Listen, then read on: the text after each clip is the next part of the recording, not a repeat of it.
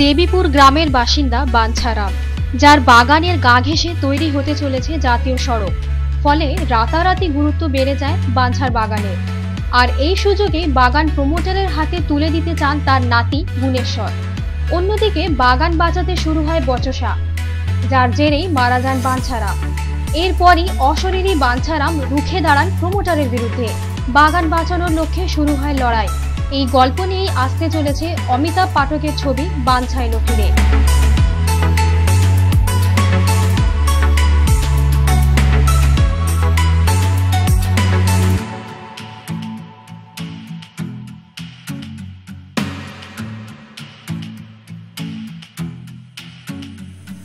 আকমা entertainment LLP আমাদের ছবিটা ব্যানারে তৈরি হচ্ছে। প্রথমে জানিয়ে রাখি যে তিনজন প্রোডিউসারকে, নাম্বার 1 অনিন্দ সেনগুপ্ত, টোটন দাস এবং সৌমেন মুখার্জি, যাদের অক্লান্ত পরিশ্রমে আজকে আমরা ছবিটা করতে পেরেছি। এটা আমার ডেবিউ ফিল্ম, তারা আমাকে সাপোর্টটা দিয়েছেন। ছবির কন্টেন্ট বাঞ্ছার গ্রাম দেবীপুর, যার গা ঘেঁষে একটা ন্যাশনাল হাইওয়ে যাবে, এরকম একটা প্রস্তাব রয়েছে, যার ফলে বাঞ্ছার বাগানের গুরুত্বটা অনেকটা বেড়ে যায়। তার বাঞ্ছার নাতি গুণেশ্বর চায় বাগানটাকে বিক্রি করতে, স্বভাবতই বাঞ্ছাও চায় না যে বাগানটাকে বিক্রি করতে। সেই নিয়েই শুরু হয় বচসা, যেই বচসার জেরে মৃত্যু হয় বাঞ্ছা। এরপরেই রয়েছে বাঞ্ছার অশরীরী আত্মা যায় তার চিরশত্রু জমিদার নরহরি দত্তের কাছে। এই সবুজটাকে বাঁচানোর জন্যই শুরু হয় একটা ক্লাব করেছে। বাঞ্ছা তার কাছে গিয়ে হেল্পটা চায় যে সবুজটাকে বাঁচাতে হবে, বাগানটাকে বাঁচাতে হবে। জমিদার চিরশত্রু হওয়া সত্ত্বেও, বাঞ্ছার উপর রাগ থাকা সত্ত্বেও জমিদার তাকে হেল্প করে। এদিকে বাঞ্ছার মৃত্যুর পর তার নাতি গুণেশ্বর হাতে চাঁদ পায়, স্বর্গ পায়। প্রমোটার ঝুনঝুনওয়ালার কাছে সে চেয়েছিল জমিটাকে বিক্রি করতে, ঝুনঝুনওয়ালা সেই জমি দেখভাল করে। এইভাবে বাঞ্ছার নাতির সঙ্গে একটা অলিখিত লড়াই তৈরি হয়। এই শরীরই একটা অশরীরী লড়াই, এই লড়াইটা নিয়ে গোটা ছবি। আলটিমেটলি বাঞ্ছা কি তার ইয়েটাকে ফেরত পাবে, বাগানটাকে, এই সাসপেন্সটা রয়েছে। এবং বাঞ্ছা আমার ছবিতে একটা প্রতীক। বাঞ্ছা কোনো নির্দিষ্ট শ্রেণী নয়, নির্দিষ্ট মানুষ নয়, এটা একটা শ্রেণী। আমার ছবির বাঞ্ছা হচ্ছে মনোবাঞ্ছা, ইচ্ছে, সবুজকে বাঁচিয়ে রাখার ইচ্ছে, সবুজায়নের ইচ্ছে। শুটিং মেনলি হচ্ছে আমাদের বাঞ্ছার বাগানটা তৈরি হয়েছে নেপালগঞ্জে, এই ইয়ের চারপাশে। এছাড়াও কলকাতা নিমতলার আদ্যসাধ্য ঘাটে, কলকাতার বেশ কিছু এক্সটেরিয়ার পার্ট রয়েছে। একটি গান রয়েছে, সেই গানটা আমাদের ইচ্ছা রয়েছে আমরা বাইরে গিয়ে করবো তুংলিংয়ে, একটা রোমান্টিক গান, তুংলিং। আর বাকি মোটামুটি মিউজিক ডিরেক্টর হচ্ছেন গোড়া সোম। ছবিতে 3টি গান রয়েছে, একটা রোমান্টিক, একটা আইটেম আর একটা রেট্রো। এই গানটার ক্ষেত্রে একটু বলে রাখি যে এটা আধুনিক কথার উপরে একদম পুরনো দিনের একটা সুর। সাইকেল, শচীন কর্তা, তাদের সময় যে সুরটা ছিল সেই সুরটাকে আনা রয়েছে। অনেকদিন পরে বাংলা ছবি একটা এইরকম ধরনের সুর উপহার পায় বলে আমার বিশ্বাস। মেন ইউএসপি কি হবে ছবির ইউএসপি একটাই, সেটা হচ্ছে বাঞ্ছা আমার ছবির যে 110 বছর বয়সেও তার জিদ অধ্যবসায়ের জোরে কীভাবে ছবি বাগানটাকে বাঁচিয়ে রাখতে পারে। ছবির মূল সূত্র কাহিনী জয় সেনগুপ্তর, কাহিনীকার হচ্ছেন নীলাঞ্জন তালুকদার, চিত্রনাট্য এবং পরিচালনা আমার। হ্যাঁ, এটা একদমই বাঞ্ছা নামের বাগানের গল্প নয়, তবে বাঞ্ছা নামের বাগান থেকে আমার ছবির বাঞ্ছা কিন্তু অনুপ্রাণিত। এবং গল্পটি নীলাঞ্জনবাবু যেটা লিখেছেন সেটা হচ্ছে তার একদম মস্তিষ্ক প্রসূত, এবং এটা কোনো রিমেক বা সিকুয়েল না। সবুজকে বাঁচিয়ে রাখার একটা অভিনব পন্থা বলা যেতে পারে বাঞ্ছা এলএলপি।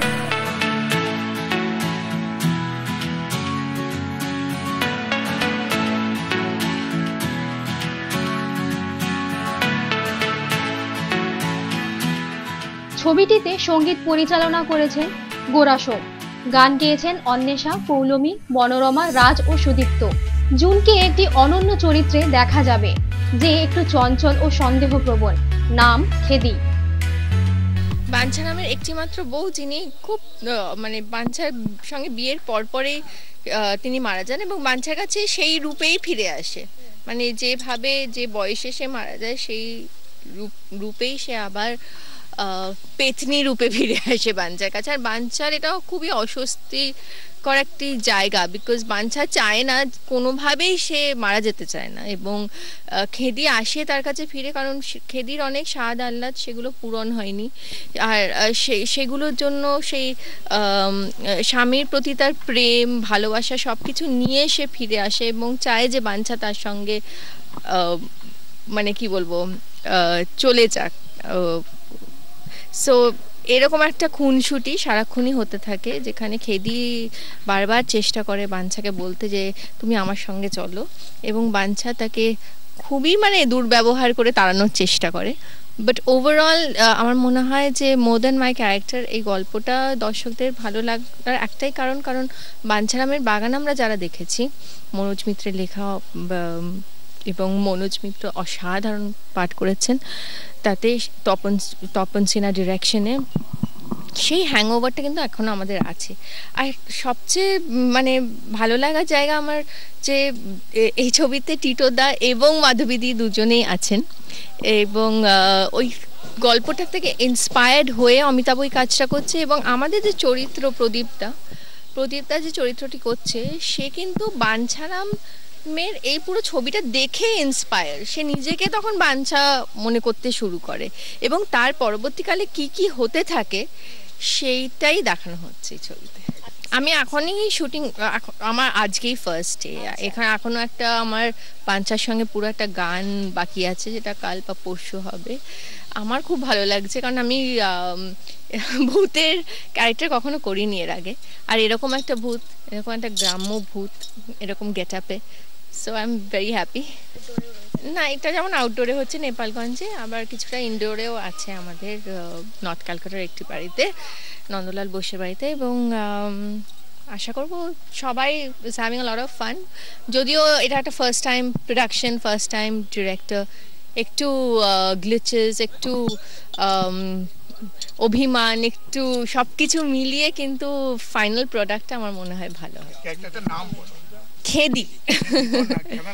দেখো আমার নাকটা সত্যি খেলা।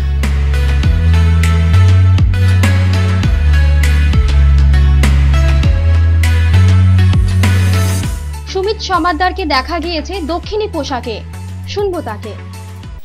পুরনো যে গল্পটা ছিল সেটা একটা ওল্ড ক্লাসিক, বাঙালির মনের মণিকোঠায় সবসময় সেই ছবিটা থেকে যাবে। আমাদের ছবিটা হচ্ছে তারই একটু এক্সটেনশন। যদি বাঞ্ছা 2016 সালে বেঁচে থাকতো, যদি বাঞ্ছার সেই সবুজ বাগানটা এখনও থাকতো, তাহলে বাঞ্ছা কিভাবে প্রোটেক্ট করতো সেটা নিয়েই গল্প। বাঞ্ছারা বারবার বেঁচে থাকে, বাঞ্ছারা বারবার সবুজ বাঁচিয়ে রাখে, এটাই হচ্ছে বিষয় ছবিটার। এবার আসি আমার চরিত্রটার কথায়। আপনাদের নিশ্চয়ই মনে আছে যে ওখানে নরহরি দত্তের 2 সন্তান ছিল, যমজ সন্তান, যেটা বিপ্লব চট্টোপাধ্যায় অভিনয় করেছিলেন। তার মধ্যে একজন চরিত্র ছিল 2 ভাইয়ের মধ্যে, যে টালিগঞ্জ পাড়ায় তার যাতায়াত ছিল, সে ছবি প্রডিউস করতে চাইতো ইত্যাদি ইত্যাদি, অমুক তসুক। আমি হচ্ছি তারই সন্তান। এবার প্রশ্ন আসছে যে বাঙালির, আদ্যন্ত বাঙালি লোকের একটা এরকম সাউথ ইন্ডিয়ান ছেলে হয় কি করে? এই অবয়ব তো তার হওয়ার কথা না। বিষয়টা হচ্ছে এই ছেলেটি এতটাই অবসেস যে সে সিনেমা বানাবে, কিন্তু কি সিনেমা বানাবে? এখন দক্ষিণ ভারতীয় ছবির যে প্রভাবটা চলছে, যে ফ্রেম টু ফ্রেম একেবারে কপি করে ছবিটা তৈরি হচ্ছে, তার মধ্যে এতটাই দক্ষিণ তার ভেতরে ঢুকে গেছে যে সে একটা সাধারণ বাঙালি ছেলে হয়ে সে নিজেকে লিঙ্গস্বামী পদম্বরম বলে নিজেকে পরিচয় দেয়, এবং সে কেন যে এরকম করতে থাকে, কি বৃত্তান্ত, সেটা একটা হিলারিয়াস ব্যাপার। সেটা ছবির পুরোটা দেখলে আপনারা বুঝতে পারবেন। অমিতাভ স্ক্রিপ্ট রাইটার হিসেবে তো অনেক দিন ধরেই কাজ করছে, এটা ওর প্রথম ছবি, তো আমরা সবসময় ওর শুভেচ্ছা চাইবো, শুভেচ্ছা কামনা করব যে ওর ছবি ভালো হোক। স্ক্রিপ্টটা আমাদের সকলেরই ভালো লেগেছে, খুব মজার, খুব ইন্টারেস্টিং গল্প। এবার দেখা যাক বাকিটা ওর ছবি শেষ করার মুনশিয়ানা কীরকম হয়। আমি ভীষণ এনজয় করছি, বিকজ আমি সবসময় চাই যে ডিফারেন্ট ধরনের চরিত্রে অভিনয় করতে। আমাকে জেনারেলি এ ধরনের একটু কমিক বেসড ক্যারেক্টার, একটু কৌতুক নির্ভর চরিত্র দেওয়া হয়, কিন্তু সব চরিত্রের মধ্যেই আমি একটা শেড খোঁজার চেষ্টা করি, বা তাকে একটা কোনোভাবে স্টাইলাইজ করার চেষ্টা করি, এবং লিঙ্গস্বামী তার বিকল্প হবে না, এটুকু আমি বলতে পারি। এর সমস্ত আদ্যন্ত চিন্তা ভাবনা করে চরিত্রটাকে গাঁথা হয়েছে, সাজানো হয়েছে আমার নির্দেশকের পরিকল্পনা নিয়ে। আশা করছি আপনাদের ভালো লাগবে। আমরা সবসময় আশা নিয়ে বাঁচতে হয় আমাদের, যারা আমরা বাংলা ছবি করছি। আপনারা সবসময় বাংলা ছবিকে সাপোর্ট করে এসেছেন। আমার মনে হয় আপনারা এখন গল্প নির্ভর ছবি দেখেন, নিশ্চয়ই আমার কথা আপনাদের, আশা করছি আপনাদের ভালো লাগছে। কারণ এখন আর সেই সময়টা চলে গেছে, এখন একটা ভালো গল্প, ভালো কন্টেন্টকে ভয়ঙ্করভাবে মানুষ সাপোর্ট করছে। আমাদের গল্পও সেরকম, আশা করি আপনাদের ভালো লাগবে। ববি চক্রবর্তী প্লে করছেন বাঞ্ছারামের বাগান, যেটার কন্টিনিউয়েশন এই ছবিটা, সেটাকে এই যুগের মতন করে বানানো হয়েছে। বলা যায় বাঞ্ছারামের বাগান পার্ট 2। তো সেটাতে আমার চরিত্র সেই চরিত্রের নাম হচ্ছে কাঞ্চন। কাঞ্চন একটি সিভিল ইঞ্জিনিয়ার যাকে শহর থেকে বাঞ্ছারামের বাগানে পাঠানো হয় কোনো একটা বিশেষ কারণে, যেটা নিয়ে ছবির গল্প এগোয়। এবং এই কাঞ্চন বা কাঞ্চা যে রোলটা, চারিত্রিক কিছু দোষ আছে। এছাড়া সে খুব শ্রুড, ভীষণ বুদ্ধি রাখে মাথায়, খুব স্মার্ট। আবার নিজের বস মানে রনিদা যে রোলটা প্লে করছে তার প্রতি ভীষণ অনুগত। তো সব মিলিয়ে খুব একটা এন্টারটেইনিং একটা ক্যারেক্টার, ভীষণ মনোরঞ্জক একটা চরিত্র। হ্যাঁ, নতুন ডিরেক্টর অমিতাভর প্রথম কাজ। অমিতাভ যেরকম ভালো পরিচালনাও করছে, অমিতাভ খুব ভালো একজন অভিনেতা। আমাদের চরিত্রগুলো যেরকম প্রত্যেকটা চরিত্র যেভাবে আলাদা আলাদা করে বুঝিয়ে অভিনয় করে দেখিয়েছে ওয়ার্কশপের সময়, যখন ওয়ার্কশপ হয়েছে স্ক্রিপ্ট নিয়ে, মার্ভেলাস, খুব ভালো একটা এক্সপিরিয়েন্স। এবং আমি মন থেকে চাই যে নতুন পরিচালকরা উঠে আসুক, new talent should be tapped. সেটা খুব ভালো একটা ওয়েলকাম চেঞ্জ এই সিনেমাটা। It's not a negative character সেই অর্থে। বললাম যে অনেকগুলো শেড আছে। Entertainment is the word, negative পজিটিভের কথায় যাচ্ছি না। মনোরঞ্জন দেওয়ার জন্য চরিত্রটা আছে, খুব দারুণ গান আছে, সব আছে আর কি। না, আমি সবসময় ডিফারেন্ট ক্যারেক্টার্স ট্রাই করেছি, এইরকম একটা চরিত্র আমার কাছে প্রথম। এন্টারটেনমেন্ট ভ্যালু ভীষণভাবে আছে চিত্রনাট্য এবং ছবিটাতে, আশা করি দর্শকের ভালো লাগবে। ছবিটির অন স্পট দৃশ্য রইল।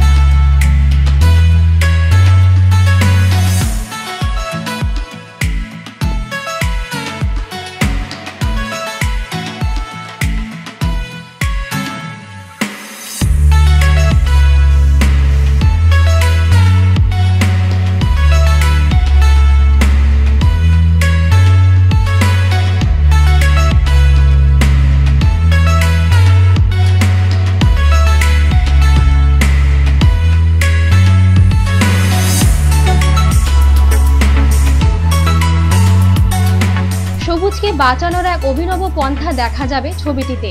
খুব শিগগির আপনারা দেখবেন প্রেক্ষাগৃহে। অরূপ দের সাথে আলিয়া সুলতানা, সঞ্চারী টিভি।